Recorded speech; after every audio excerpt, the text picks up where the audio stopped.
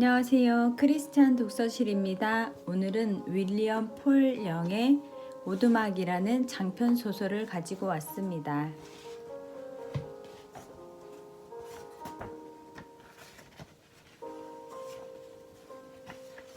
시작하는 말. 어떤 이가 오두막에서 하나님과 함께 주말을 보냈다고 주장한다면 어느 누가 의심을 품지 않겠는가? 그런데 여기 바로 그 오두막이 있다. 20년 전 이웃을 돕기 위해 외양간에 쓸 건초를 묶으러 간 적이 있었다. 그날 함께 일을 도와준 것이 인연이 되어 맥과 나는 친하게 지내왔다. 그 후 우리는 같이 시간을 보내며 커피도 마시는 사이가 되었다. 우리는 자주 웃음을 터뜨렸고 가끔씩 눈물을 흘리기도 했으며 언제나 깊은 교감을 나누었다. 나이를 먹을수록 우리 사이는 더욱 돈독해졌다. 그의 이름은 맥켄지 앨런 필립스이지만 다들 앨런이라고 불렀다. 그의 집안 남자들은 첫 번째 이름이 모두 같았기 때문에 대개 두 번째 이름으로 불렸다. 1세, 2세, 3세, 주니어, 시니어 등의 허세를 피하려는 나름의 방법인 것 같았다. 이런 전통은 전화 판매원, 특히 친한 사이인 척하면서 전화를 거는 사람들을 구별하는 데 좋았다. 그래서 그와 그의 아버지, 할아버지, 그의 맏아들까지 모두 첫 번째 이름은 맥켄지이지만 중간 이름으로 불렸고 그는 아내와 친한 친구들 사이에서만 맥이라고 불렸다. 맥은 중서부의 농장지대에서 자랐다. 그의 집안은 육체노동과 혹독한 규율을 중시하는 아일랜드계였고 더욱이 그의 아버지는 대단히 엄격한 교회 장로였다. 그러나 그의 아버지는 비가 오지 않거나 비가 너무 일찍 올 때 또는 그 사이에 남몰래 술을 퍼마시는 알코올 중독자이기도 했다. 맥은 아버지에 대한 이야기를 거의 하지 않았지만 어쩌다 입에 올릴 때면 그의 얼굴에서 감정이 썰물처럼 빠져나가고 어둡고 생기 없는 눈빛만 남곤 했다. 단편적으로 들은 내용을 종합해보면 그의 아버지는 만취해서 기분 좋게 잠드는 술꾼이라기보다는 아내를 폭행하고 나중에 하나님께 용서를 비는 술주정뱅이인 듯 했다. 맥켄지는 13살 때 청소년 부흥 집회에 갔다가 분위기에 휩쓸려 교회 지도자에게 집안 사정을 털어놓게 되었다. 순간적인 양심의 가책에 사로잡혀 술 취한 아버지에게 심하게 구타당한 어머니가 의식을 잃는 것을 여러 번 목격했으면서도 자신은 아무런 도움이 되지 못했다고 눈물을 흘리며 고백했던 것이다. 하지만 그는 자기의 고백을 들어준 이가 아버지와 함께 근무하고 같은 교회에 다닌다는 사실을 깜빡하고 있었다. 집에 돌아와 보니 어머니와 여동생은 모두 집에 없고 아버지 혼자 현관에서 그를 기다리고 있었다. 반항아 아들에게 효도가 뭔지 제대로 교육시키려고 어머니와 여동생들을 매이 임원에 보냈다는 사실을 그는 나중에야 알게 되었다. 맥은 거의 이틀 동안 집 뒤쪽에 커다란 참나무에 묶여서 허리띠로 매를 맞았고 아버지가 술병을 내려놓고 어느 정도 술에서 깨어난 후에는 성경 구절로 야단치는 것까지 질리게 들어야 했다. 2주 후에 간신히 걸을 수 있게 되자마자 맥은 그 길로 집을 나갔다. 집을 떠나기 전 농장에서 찾은 술병마다 살충제를 넣어두었다. 그리고 헛간 옆에 묻어두었던 자신의 모든 보물이 담긴 작은 양철 상자를 파냈다. 상자에는 따가운 햇볕 때문에 식구들 모두 눈을 찡그리고 찍은 사진 한 장, 1950년 루크 이스터의 루키 야구 카드, 그의 어머니가 유일하게 사용하셨던 그리프 향수 1온스가 담긴 작은 병, 실타래와 바늘 2개, 은으로 주조된 미 공군 F-86 제트기 모형, 그리고 평생 동안 모은 돈 $15 13센트가 들어있었다. 그는 집으로 다시 기어 들어가서 어머니의 베개 밑에 언젠가 저를 용서해 주길 바랄게요 라고 쓴 쪽지를 넣어두었다. 어머니 옆에서는 술을 진탕 마신 아버지가 코를 골며 자고 있었다. 그는 절대로 뒤돌아보지 않겠다고 맹세했고 오랫동안 그 맹세를 지켰다. 13살이라는 나이는 어른이 되기에는 너무 일렀다. 하지만 다른 선택의 여지가 없었던 맥은 세상살이에 빠르게 적응해 갔다. 그는 가출 이유에 대해 그다지 언급하지 않았지만 여기저기 떠돌며 돈을 벌어서 조부모에게 송금하면 조부모가 그 돈을 어머니에게 전해주었던 것 같다. 그는 머나먼 타국의 끔찍한 전쟁터에서 총을 집어들기도 했던 것 같다. 하지만 내가 아는 그는 사악한 전쟁을 증오하는 사람이었다. 맥은 산전수전을 겪다가 20대 초반에 오스트레일리아의 한 신학교에 입학했다. 신학과 철학 공부를 마치고 미국으로 돌아와서 어머니와 여동생들과 화해했고 오리건주로 이사해서 네넷 A. 세뮤얼슨과 결혼했다. 세상에는 떠들어대기 좋아하는 사람들이 많지만 맥은 생각한 후에 행동하는 사람이었다. 대부분의 사람들과는 달리 누가 묻기 전에 먼저 입을 여는 적이 거의 없었다. 더군다나 그의 이야기를 듣다 보면 인간의 생각과 경험을 받아들이는 방법이 보통 사람들과는 다른 이방인처럼 여겨지곤 했다. 그는 대수롭지 않게 여기고 넘어갈 것들을 신경 쓰느라 주변 사람들을 불편하게 만들곤 했다. 맥이 자기 생각을 입 밖으로 꺼내지만 않으면 대부분은 그를 무척 좋아했다. 그가 자기 생각을 말한다고 해서 사람들이 그를 싫어하게 되는 것도 아니었다. 그보다는 사람들이 썩 만족하지 못했다고 하는 편이 맞겠다. 맥은 젊었을 때 자신의 아픔을 감추기 위한 생존 전략으로서 자기 생각을 다소 거침없이 말했다고 한다. 그러다가 결국에는 자신의 고통을 다른 사람들에게 쏟아내는 경우도 잦았다고 했다. 다른 사람들의 결점을 지적하고 창피를 주는 가운데 자신의 힘과 통제력을 유지했다고 하니 그다지 정이 가는 성격은 아니었을 것이다. 나는 이 책을 쓰면서 그동안 내가 알아온 맥이라는 인물을 되돌아보게 되었다. 그는 평범한 남자이고 진정으로 친한 사람들에게가 아니라면 그렇게 특별한 인물도 아니다. 얼마 전에 56살이 되었고 이 지역 여느 사람들처럼 평범한 외모에 약간 비만이고 머리숱이 빠지기 시작한 땅딸막한 백인 남자이며 군중 속에서 두드러지는 인물도 아니다. 일주일에 한 번 시내에서 열리는 판매 회의에 참석하려고 지하철에 탄 그가 당신 옆자리에서 졸고 있더라도 그다지 불편하진 않을 것이다. 그는 와일드캣 로드에서 재택근무로 대부분의 업무를 처리했다.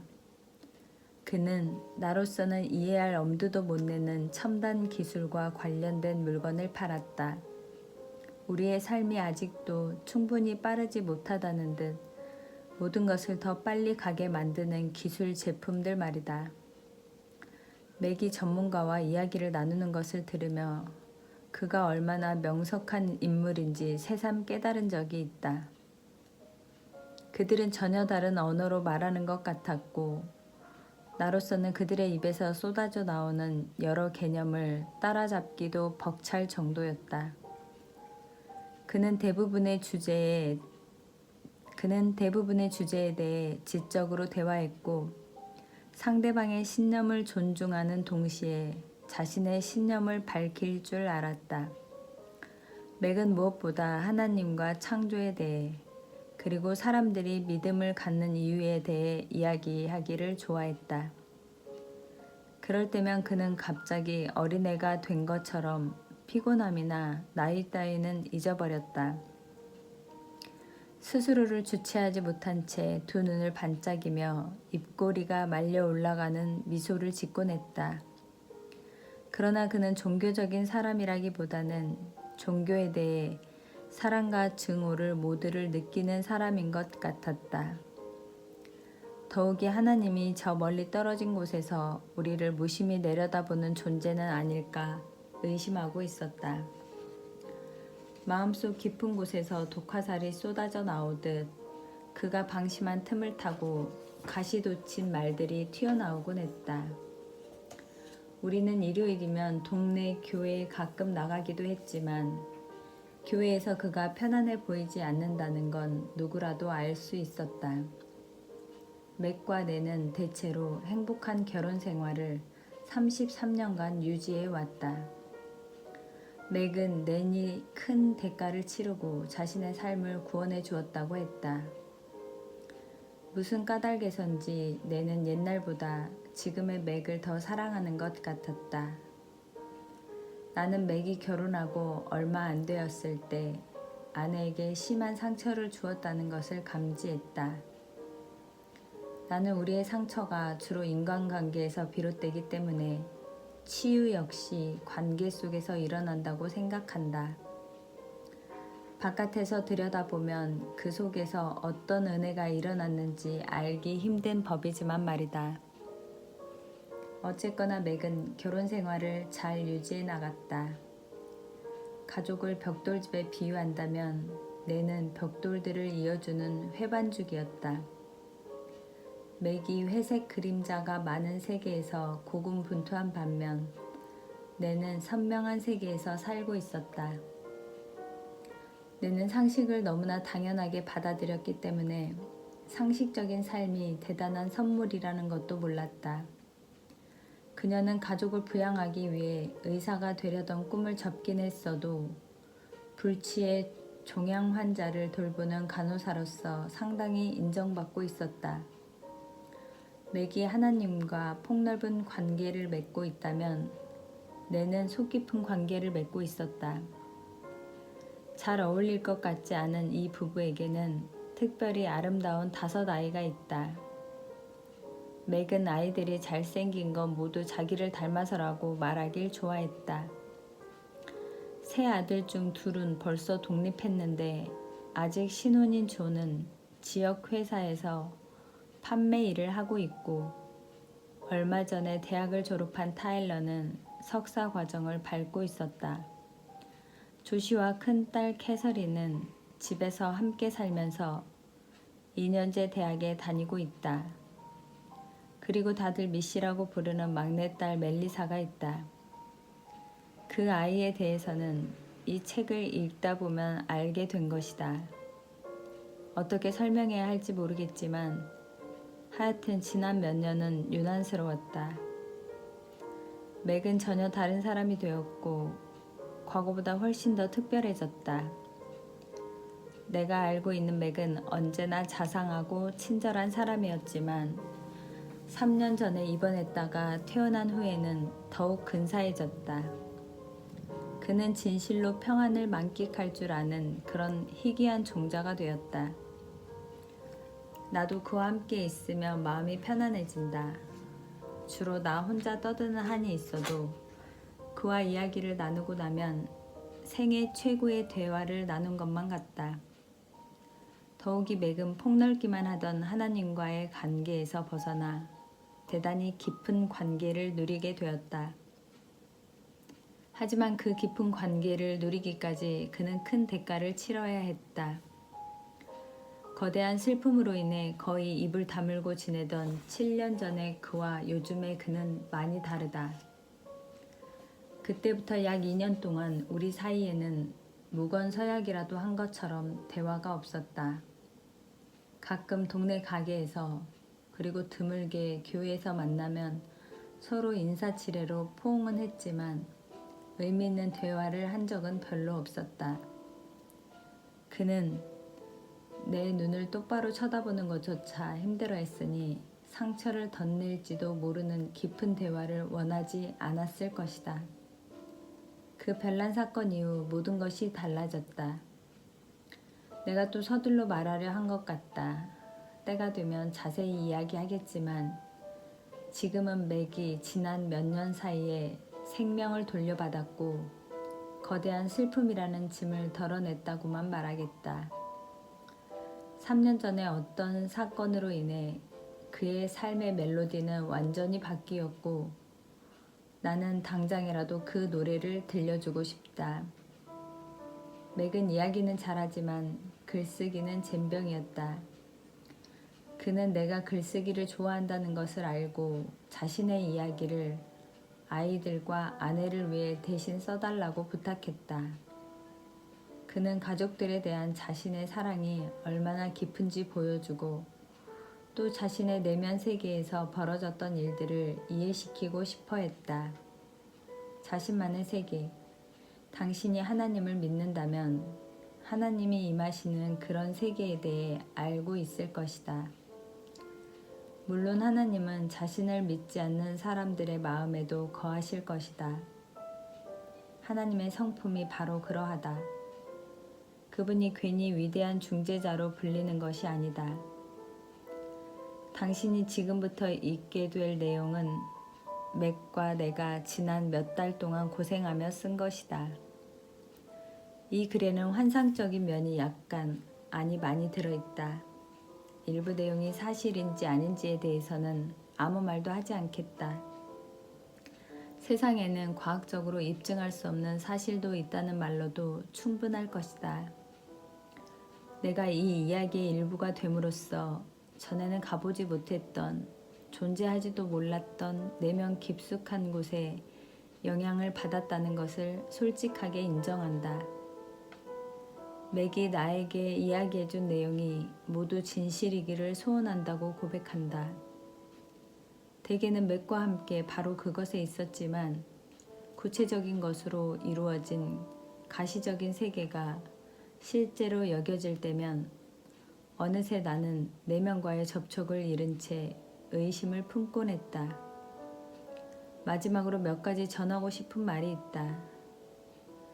당신이 만약 우연히 이 이야기를 듣고 마음에 들지 않는다는 반응을 보인다면 맥은 미안하지만 이 이야기는 당신을 위해 쓰인 것이 아닙니다 라고 말하려 할 것이다. 그러나 이 글이 바로 그들을 위한 것일지도 모른다. 앞으로 이어질 글은 맥의 회상을 내가 기록한 것이다. 따라서 이 글은 맥의 이야기이지 내 이야기가 아니다. 도중에 나도 가끔 등장하지만 맥의 시점을 따라 나를 3인칭으로 부르겠다. 기억이란 가끔씩, 특히 사고 난 경우에는 종잡을 수 없다. 맥과 나는 되도록 사실에 가깝게 쓰려고 노력했지만 우리 의도와는 달리 착오나 왜곡된 기억이 반영되었을 수도 있다. 이 글의 대화와 사건들은 맥이 기억하는 내용 안에서 거짓없이 기록되었다고 단언한다. 그러니 맥을 어느 정도 너그럽게 봐주었으면 한다.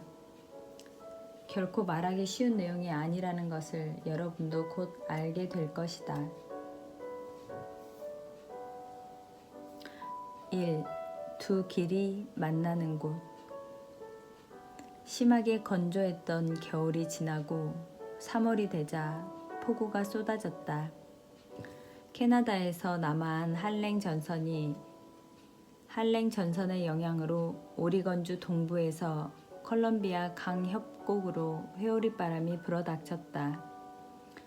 바로 코앞에 봄이 와 있는데도 동장군은 어렵사리 얻어낸 영토를 쉽게 넘기려 하지 않았다. 캐스케이드 산맥에는 새로 내린 눈이 담요처럼 쌓였고 얼음비는 바로 집 앞 마당까지 얼려놓았다. 그러니 맥이 장작이 타오르는 난로가의 온기에 몸을 맡기고 뜨끈한 사과 주스를 마시며 책을 펼쳐들 핑계는 충분한 셈이었다.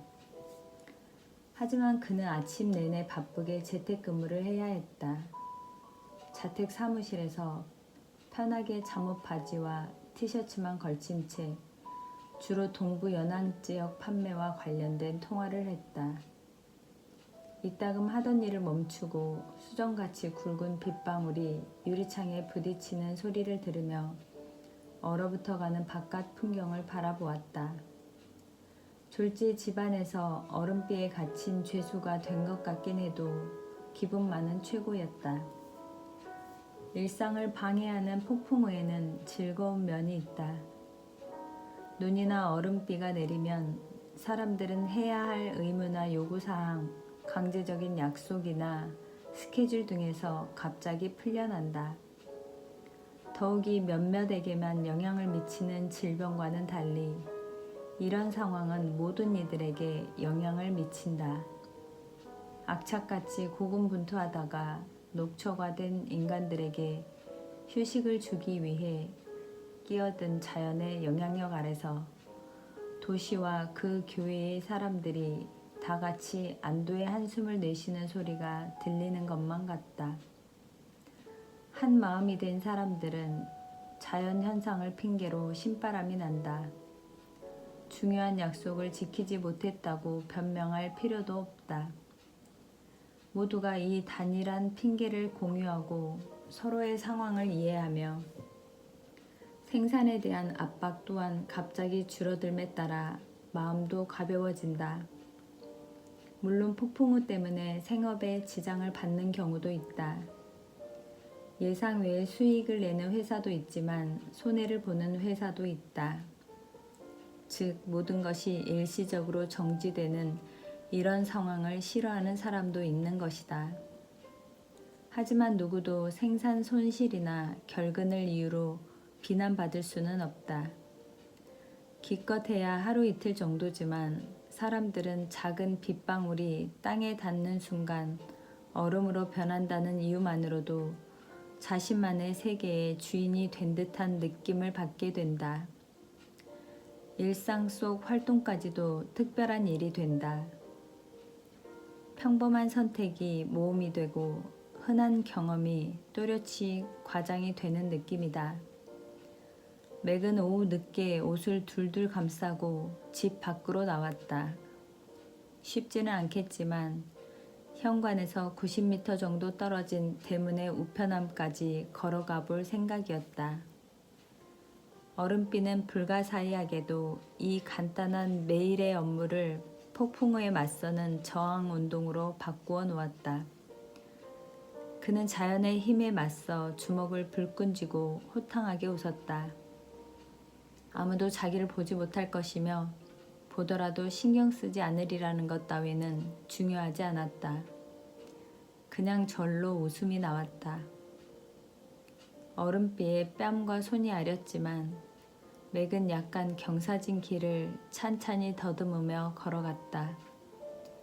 또 다른 술집으로 조심스레 걸어가는 술 취한 선원처럼 보일 거라고 생각했다. 얼음 폭풍이 몰아닥치면 대담하게 걷기가 힘들어지고 세찬 바람에 몸은 지치게 된다. 그는 2번이나 넘어진 끝에 간신히 대문에 도착해서 오랫동안 헤어졌던 친구라도 만난 것처럼 우편함을 끌어안았다. 그는 수정 얼음에 둘러싸인 아름다운 세계를 한동안 바라보았다. 주변 모든 것이 빛을 반사하는 탓에 늦은 오후가 더욱 환하게 빛났다. 이웃집 마당의 나무들은 투명한 망토를 두른 듯 서로 전혀 다르지만 통일된 존재로 보였다. 영광스러운 세계에 불타오르는 광희가 아주 짧게나마 그의 어깨에서 거대한 슬픔을 걷어내는 것 같았다. 우편함의 입구를 막은 얼음을 털어내는 데만 거의 1분이 걸렸다. 이렇게 수고를 아끼지 않았건만 보상이라고는 그의 첫 번째 이름만 타이프로 찍혀있는 편지 봉투 한 장이 전부였다. 우표도 소인도 보낸 사람의 주소도 없는 편지였다.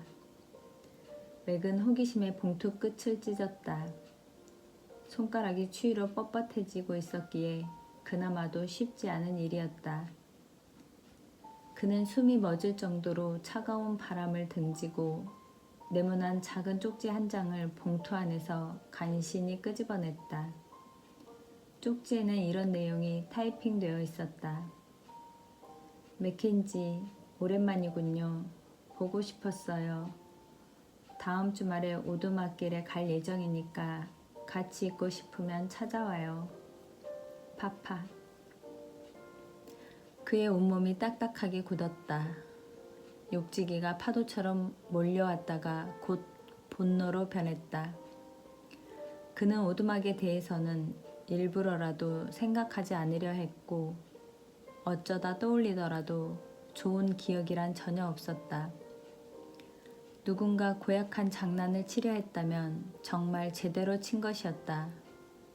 더군다나 파파라니. 그야말로 소름이 오싹 돋았다.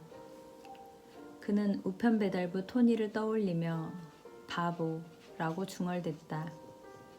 이탈리아 사람인 토니는 사람은 좋지만 재치라고는 모르고 지나치게 다정한 척하는 친구였다. 어쩌자고 말도 안 되는 이 편지를 배달한 것일까? 우표도 없는데. 맥은 화가 나서 봉투와 쪽지를 외투 주머니에 쑤셔놓고 집을 향해 미끄러운 걸음을 옮겼다. 강한 돌풍을 헤치고 오느라 우편함까지는 걸음이 더뎠지만 지금은 바람을 등지고 있어서 발 아래로 점점 두터워지는 작은 빙하를 가로지르는 일이 한층 수월하게 느껴졌다. 그는 몇 걸음을 무사히 옮기다가 왼쪽으로 약간 경사진 지점에 이르렀다. 특별히 의도한 것도 아닌데 걸음이 점점 빨라지기 시작하더니 결국 얼어붙은 연못으로 내려오는 오리마냥 쭈르륵 미끄러지고 말았다. 맥은 균형을 잡기 위해 두 팔을 마구 휘저으면서 길 가장자리에 서 있는 큰 나무를 향해 곧장 질주했다. 몇 달 전에 그가 직접 아래쪽 가지를 잘랐던 나무였다.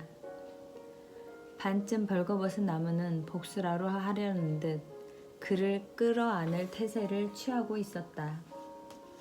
그는 나무를 피해야겠다는 생각에 본능적으로 두 발을 먼저 땅에 디디며 쿵 하고 떨어지는 낙법을 시도해 보았다. 이제 무슨 수를 쓰든 넘어질 수밖에 없었고 나무에 얼굴을 부딪혀 나무 조각을 집어내야 하는 것보다는 엉덩방아를 찢는 편이 훨씬 나을 것이었다. 그러나 아드레날린 과다 분비 탓인지 몸이 지나치게 반응했고 그는 정글에 설치해둔 덫에 걸린 것처럼 움찔하며 자신의 두 발이 앞으로 들려 올라가는 장면을 슬로모션으로 목격했다. 맥은 뒤통수부터 세게 땅바닥에 부딪혔다. 그러고는 저 멀리 아련히 빛나는 나무 밑동에 쌓인 눈더미로 미끄러져 갔다. 나무는 혐오감과 실망감이 뒤섞인 오만한 표정으로 그를 굽어보는 것 같았다. 순간적으로 세상이 캄캄해졌다. 맥은 혼미한 상태로 그냥 널브러져 있다가 벌겋게 상기된 얼굴에 얼음비가 차갑게 떨어지자 눈을 찌푸리며 하늘을 노려보았다. 순간 기이하게도 모든 것이 따사롭고 평화로워 보였다. 이 뜻밖의 느낌에 대한 충격으로 그의 분노마저 무너져 내렸다. 도대체 누가 바보인 거야? 맥은 아무도 보지 못했기를 바라며 중얼댔다.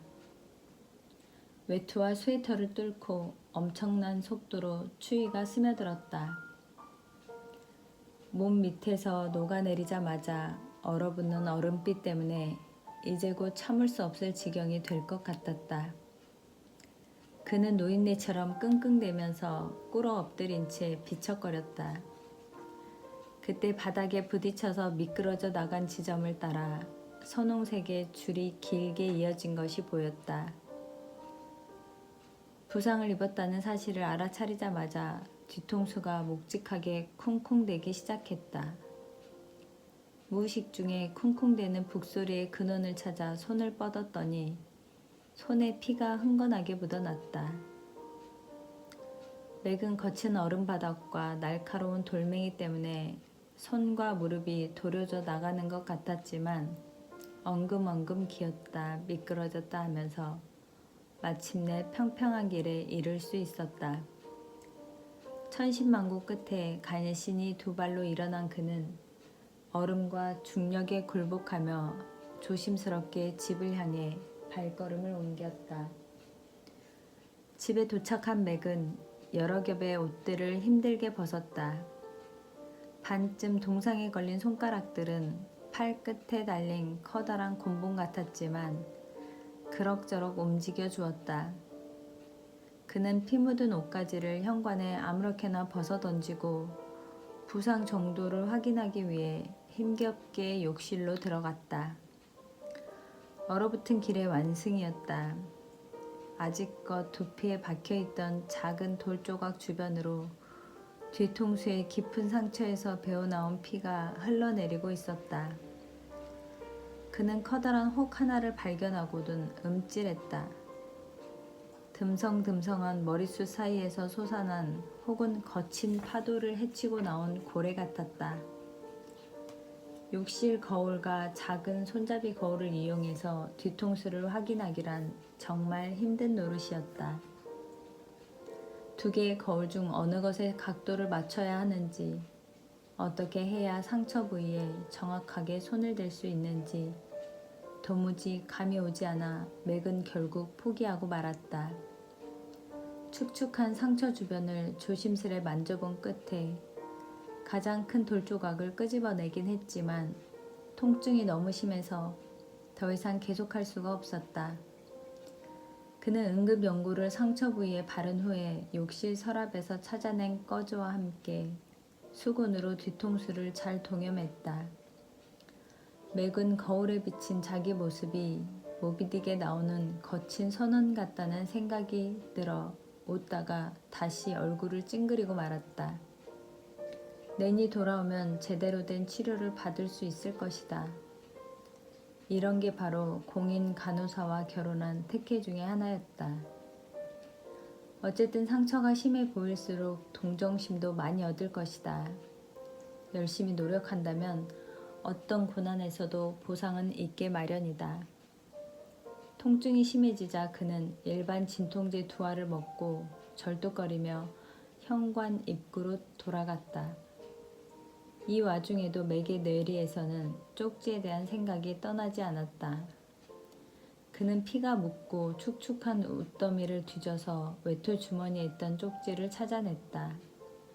사무실로 들어가서 우체국 번호를 찾아 전화를 걸자 역시나 모든 사람의 비밀을 수호하는 나의 지긋한 우체국장 애니가 전화를 받았다. 여보세요? 토니와 통화할 수 있을까요? 안녕하세요, 맥. 맞죠? 목소리가 딱 당신이네요. 역시 애니는 그의 목소리를 알고 있었다.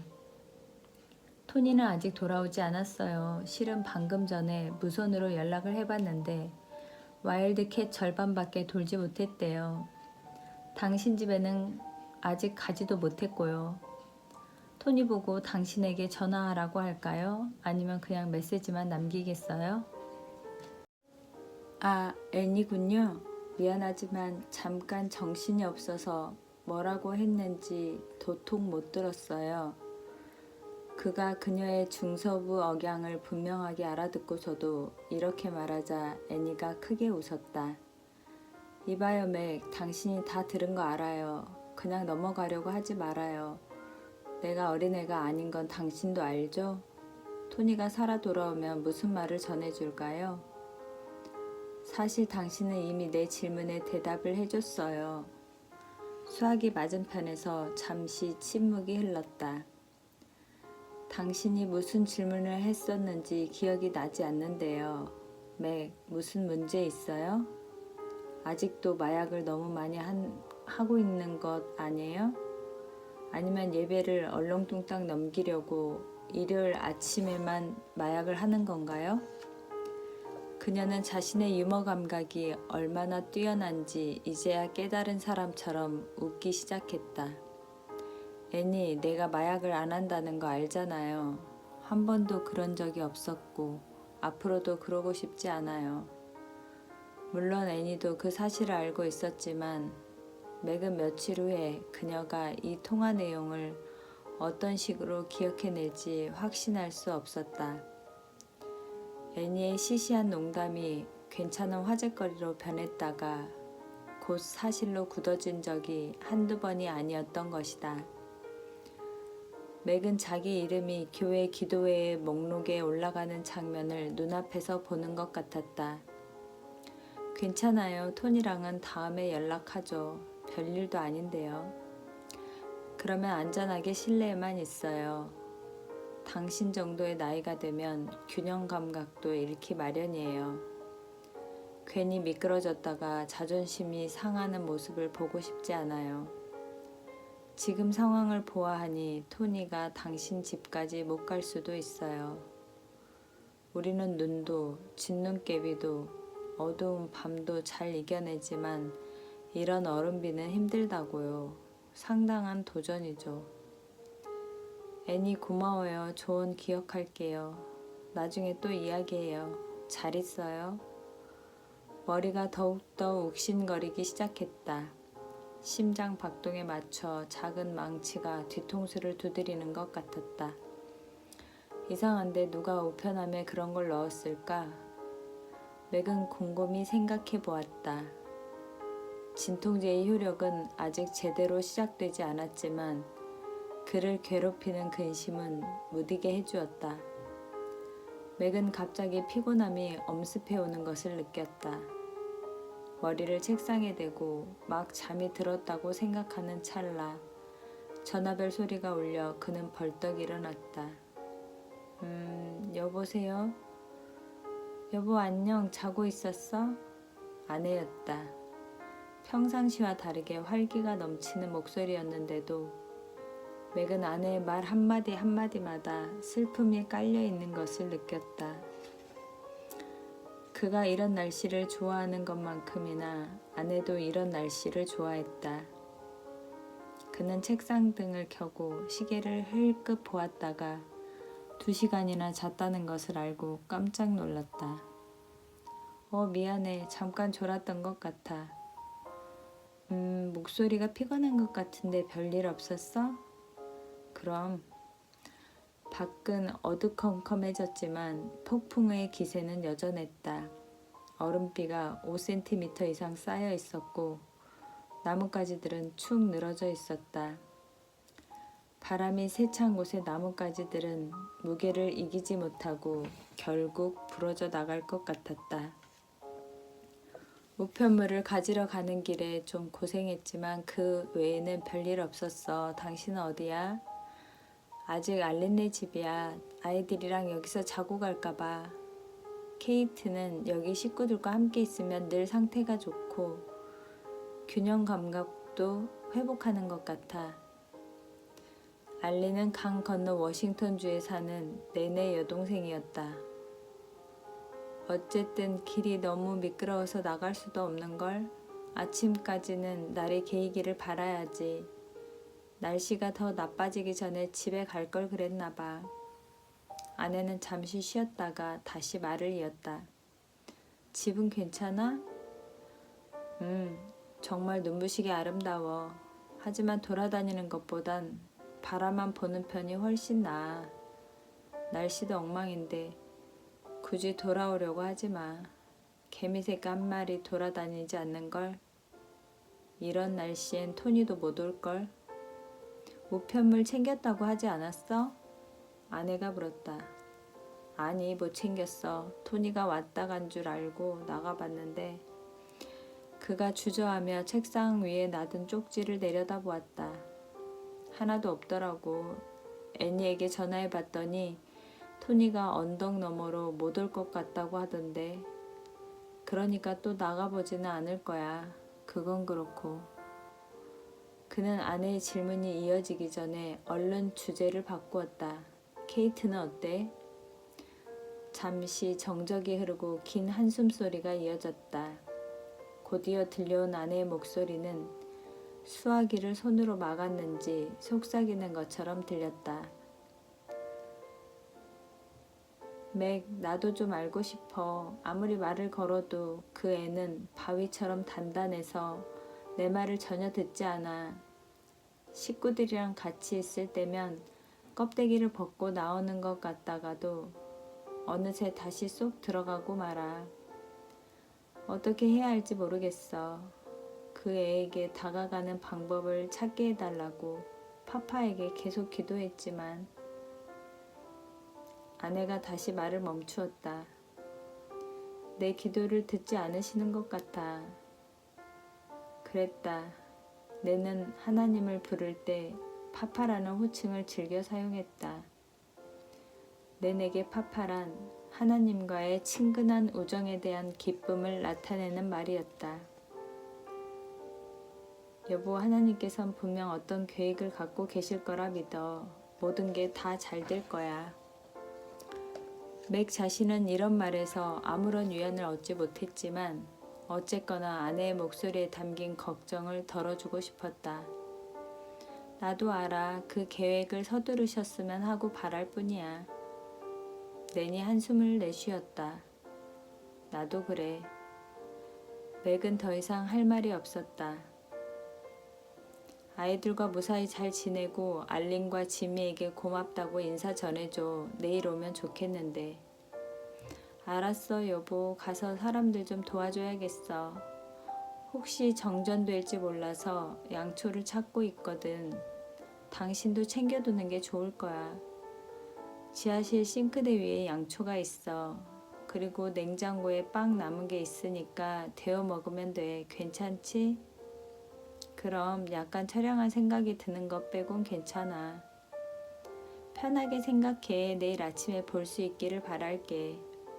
그래, 여보. 잘 지내고 필요한 거 있으면 전화해. 잘 자. 맥은 자기가 한 말이 참으로 터무니없다고 생각하며 수화기를 내려놓았다. 식구들에게 필요한 게 있으면 뭐든지 도울 수 있을 거라고 생각하다니 정말 남자다운 멍청한 소리였다. 맥은 자리에 앉아 쪽지를 노려보았다. 마음을 어지럽히는 괴로운 감정들과 불협화음처럼 몰아치는 어두운 이미지들을 정리하려는 노력마저 혼란스럽고 고통스러웠다. 100만 개의 생각들이 시속 100만 킬로미터의 속도로 달려들었다. 마침내 그는 단념하고 쪽지를 접었다. 그러고는 책상 위에 작은 양철 상자 밑에 쪽지를 넣고 방에 불을 껐다. 맥은 먹을 것을 그럭저럭 찾아내서 전자레인지에 데우고 담요 2장과 베개를 챙겨서 거실로 갔다. 시계를 힐끗 보니 빼놓지 않고 시청하는 빌 모이어의 쇼가 시작할 시간이었다. 맥은 빌 모이어를 꼭 한번 만나고 싶었다. 빌 모이어는 인간과 진리에 대한 강한 열정을 분명하게 드러낼 줄 아는 명석하고 직설적인 사람이었다. 오늘 밤에는 지하수 개발 사업에 착수했다는 석유 기업가 분 파킨스도 출연할 예정이었다. 맥은 TV에서 눈을 떼지 않은 채로 무심결에 소파 옆에 작은 탁자에 손을 뻗어 어린 소녀의 사진이 담긴 사진틀을 집어서 가슴에 댔다. 다른 손으로는 담요를 턱까지 끌어당기고 소파 깊숙이 푹 가라앉았다. 곧 부드럽게 코고는 소리가 거실을 가득 채웠고 TV쇼는 반정부 발언을 했다는 이유로 체벌을 당한 짐바브웨이 고등학교 3학년 학생 이야기로 넘어갔다. 맥의 의식은 어느새 거실을 떠나 고통스러운 잠의 세계로 향했다. 어쩌면 오늘 밤에는 악몽 대신 얼음과 나무와 중력의 이미지만이 그의 잠을 가득 채울 것이다. 감사합니다.